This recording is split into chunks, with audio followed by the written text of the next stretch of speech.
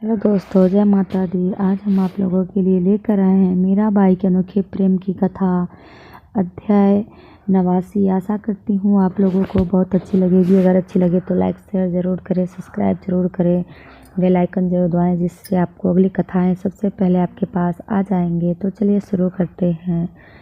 मीरा राजमाता जी के महल से निकल दास दासियों को यथायोग्य अभिवादन करती पालकी में आ बैठी। सब मुक्त कंठ से मीरा की प्रशंसा कर रहे थे। तभी ननद उदय कुंवर बाईसा उसके चरणों में आकर लिपट गई। मीरा ने उसे हृदय से लगा आश्वस्त किया, भाभी हमार, मैं आपकी हूँ, आप मुझे भूल मत जाइएगा। मेरे ठाकुर जी तो आप ही हो, मैं किसी और को नहीं जानती। रोते रोते उदय ने कहा, धैर्य रखिए, आप हमार और महू आप परी हूँ बाईसा। थाप मारने से पानी अलग नहीं हो जाता, पर मनुष्य की शक्ति कितनी। आप उस सर्वसमर्थ ठाकुर जी पर विश्वास कीजिए, उनके चरणों में मन लगाइए, उनके नाम का आश्रय लीजिए, मीरा ने समझाया।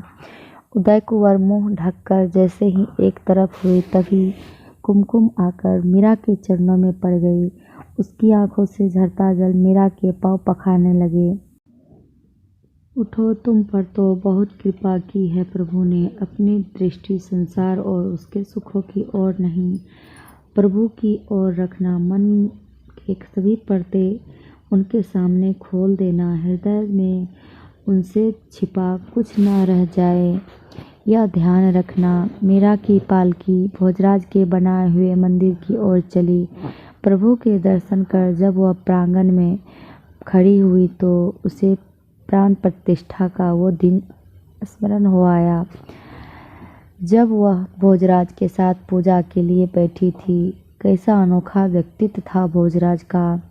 लोगों के अपवाद मुखर जिह्वाएं उनके पलके उठाकर देखते ही तालों से चिपक जाती थी। तन और मन की सारी उमंग, सारे उत्साह को मेरी प्रसन्नता पर न्यौछावर करने वाले हे महावीर नरसिंह, प्रभु आपके मानव जीवन का चरम फल बख्शेंगे। उसे ज्ञात ही नहीं हुआ कि कब उसकी आंखों से नीर बहने लगा। आंसू पोंछ हुए नीचे झुकी और प्रांगण की रज उठा मीरा ने शीश चढ़ाई। कितने संतों भक्तों की चरण रज है यह। जोशी जी ने मीरा को चरणामृत दिया तो उसने ठाकुर जी की पूजा सेवा का प्रबंध ठीक से रखने की प्रार्थना की।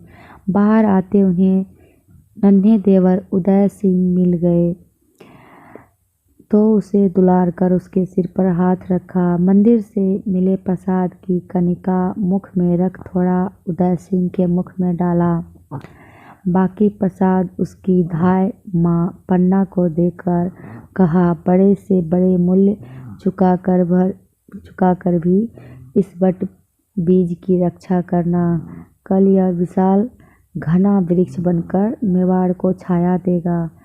ब्राह्मणों को दान, गरीबों को अन्न वस्त्र दे मीरा पालकी में सवार हुई, मानो चित्तौड़ का जीवंत सौभाग्य विदा हो रहा हो। कुछ स्त्रियां विदाई के गीत साथ चली आ रही थी। मीरा को सबको समझा बुझा कर लौटाया। मीरा ने महाराणा और उमराव नगर के बाहर तक पहुंचने पधारे। सवारी ठहरने का महाराणा विक्रमादित्य पालकी के समीप पहुंचे। हाथ जोड़कर वह झुके और बोले, खंबा खनी। मीरा ने हंसकर हाथ जोड़े, सदा के लिए विदा दीजिए अपनी इस खोटी भौजाई को। अभी आपको कष्ट देने पुनः नहीं आएगी। मुझसे जाने अनजाने में जो अपराध बने हो उसके लिए क्षमा करें। महाराणा घबरा कर बोले, ये क्या कह रही हो भाभी जी।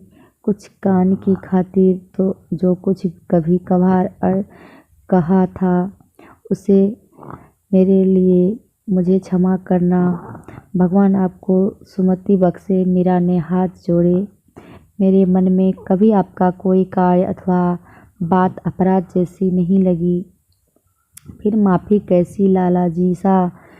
यह राज जैसे अन्नदाता हुक्म चलाते थे वैसे ही आप चलाएं, यही सबकी कामना है। मुकुंद दास और श्याम कुंवर ने भी सबसे विदा ली। मीरा की कुछ दासियाँ सपरिवार साथ थी ही, जो साथ नहीं चल सकते थे, जिनकी जड़ें अब चित्तौड़ में जम चुकी थी। उन्हें मीरा ने स्नेह से समझाकर वापस भेजा, किंतु संतों और यात्रियों की टोली तो साथ ही चली। मीरा चित्तौड़ से अपना मन सदा के लिए उधेड़ कर अपने लक्ष्य की ओर पग बढ़ा चुकी थी। उसके जीवन का एक और अध्याय रचने जा रहा था। उनके मन में अपूर्व प्रसन्नता थी। उसे दूर से वही संगीत लहरी सुनाई दे रही थी, चला वही देश।